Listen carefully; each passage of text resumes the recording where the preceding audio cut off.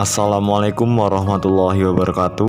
Kami dari kelompok 11 akan membahas tentang hambatan pelaksanaan penegakan hukum di Indonesia. Adapun kelompok dari kami, Dewi Nurhanifah, Rafiq Nurfadilah, Miranda Citra Haryani. Selamat menyaksikan.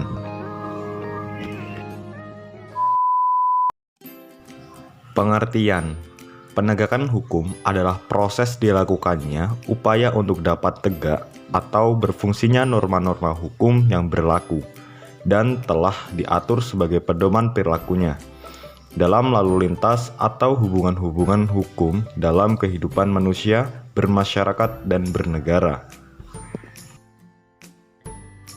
Sementara secara sempit dari aspek subjeknya, maka penegakan hukum dapat diartikan sebagai upaya aparatur penegakan hukum tertentu untuk dapat menjamin dan memastikan bahwa aturan hukum itu berjalan sebagaimana yang telah diatur seharusnya oleh aturannya.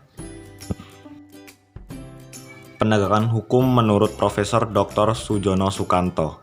Penegakan hukum terdapat faktor-faktor yang dapat mempengaruhi dan mempunyai arti sehingga penegakan hukum dapat berdampak positif dan negatifnya terletak pada isi faktor tersebut.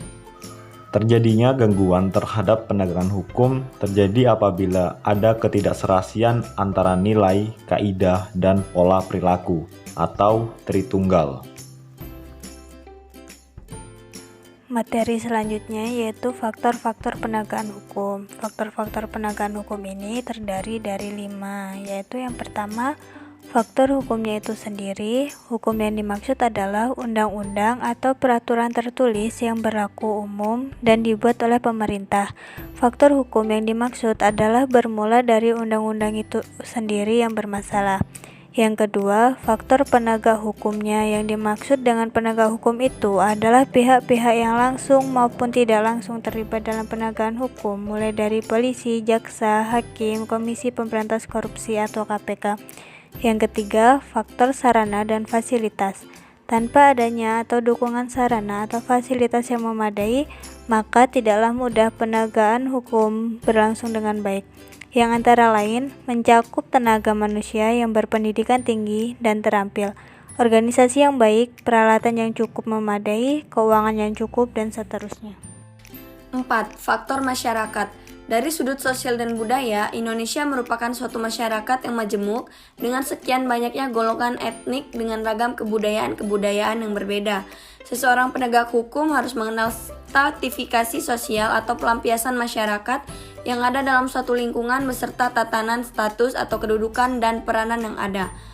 Hal lainnya yang perlu diketahui dan dipahami adalah perihal lembaga-lembaga sosial yang hidup, serta sangat dihargai oleh bagian terbesar warga-warga masyarakat yang ada. Dengan mengetahui dan memahami hal-hal tersebut, maka dapat memudahkan penegak hukum untuk mengidentifikasi nilai-nilai dan norma-norma atau kaidah-kaidah yang berlaku di lingkungan tersebut. 5. Faktor kebudayaan. Kebudayaan menurut Soejarno Sukanto mempunyai fungsi yang sangat besar bagi manusia dan masyarakat, yaitu untuk mengatur agar manusia dapat mengerti bagaimana seharusnya bertindak, berbuat, dan menentukan sikapnya ketika berhubungan dengan orang lain. Pada dasarnya, kebudayaan mencakup nilai-nilai yang mendasari hukum yang berlaku. Nilai-nilai mana yang merupakan konsepsi-konsepsi abstrak mengenai apa yang dianggap baik atau sehingga dianuti dan apa yang dianggap buruk sehingga dihindari. Sebenarnya, faktor kebudayaan memiliki kemiripan dengan faktor masyarakat. Hanya saja, di dalam faktor kebudayaan lebih ditekankan mengenai masalah sistem nilai-nilai yang ada di tengah masyarakat. Di dalam penegakan hukum, dijelaskan bahwa kelima faktor tersebut di atas dalam realistis hubungannya akan saling berkaitan erat atau satu dengan lainnya. Hal ini karena di dalam penegakan hukum satu dengan yang lainnya akan dapat saling mempengaruhi dalam perjalanan penegakannya. Kelemahan yang satu berdampak kepada kendala yang lainnya karena keseluruhannya menjadi hal pokok yang penegakan hukum, serta dalam rangka memperoleh tolok ukur dan efektivitas penegakan hukumnya. Kesimpulannya, salah satu indikator negara hukum adalah keberhasilan dalam penegakan hukumnya. Hukum lahir dari suatu dimensi sosial yang bertujuan untuk menciptakan ketertiban, keamanan, dan keadilan sosial bagi seluruh rakyat.